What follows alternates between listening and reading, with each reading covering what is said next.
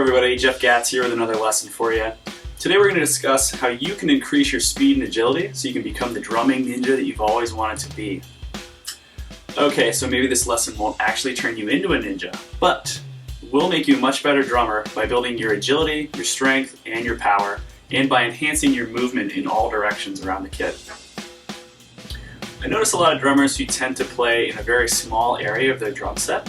What I mean is, they may be a monster drummer, but they focus all of their attention on the left side of their set and play only the hi-hat, snare, and bass drum.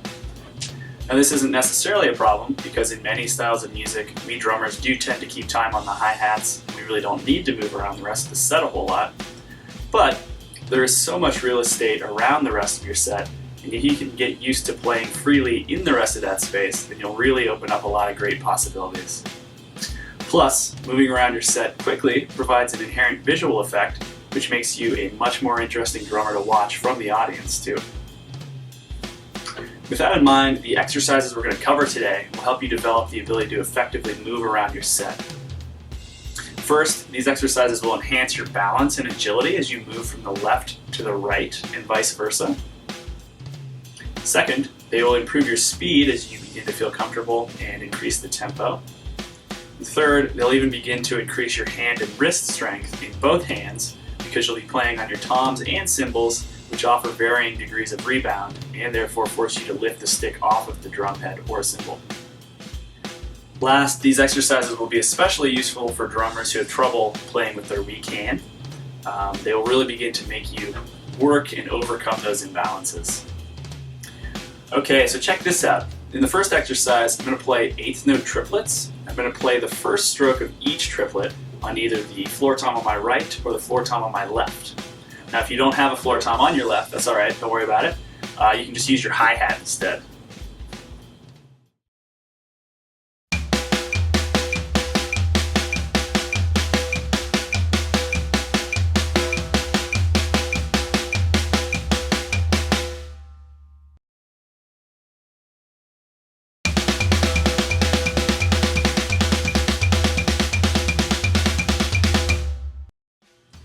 Once you begin to feel comfortable, you can begin to move those accents around to different drums and cymbals, just like this.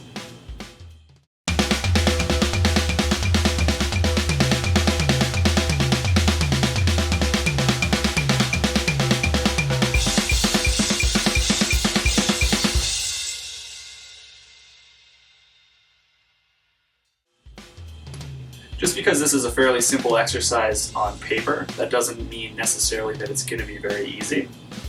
I still find it to be a great exercise for building my grip, testing my endurance, and for perfecting my accuracy, especially at higher tempos, but even at low ones too.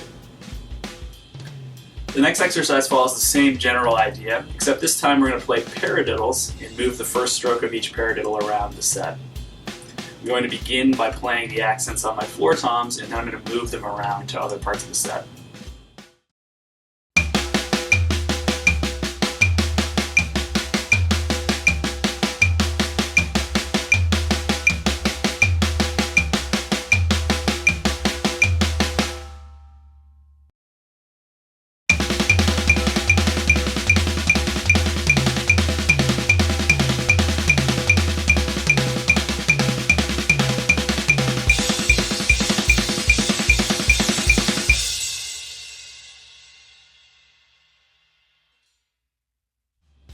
Cool, now this last exercise is super fun and it'll really liver you up as you start moving around your drum set. This exercise incorporates cross-sticking, which, if you're not already familiar with that term, is a technique in which you cross one of your hands over the other as you play. Cross-sticking is an awesome visual effect, but sometimes it can also just be the quickest way to get from point A to point B as you're playing. So check this out.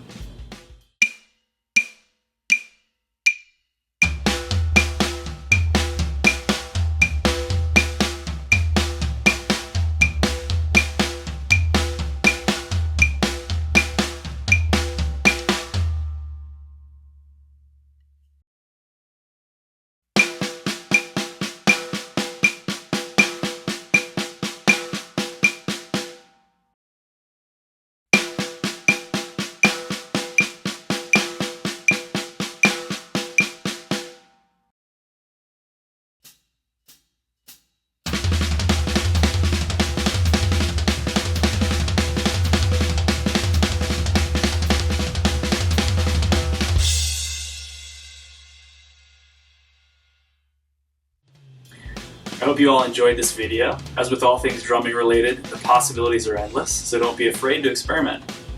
Once you understand the concepts, you can create your own exercises, which in turn can be used as fills or patterns in your normal playing. Remember, not every practice exercise needs to remain a rigid practice exercise. Instead, they can be used in your real-world playing however you want.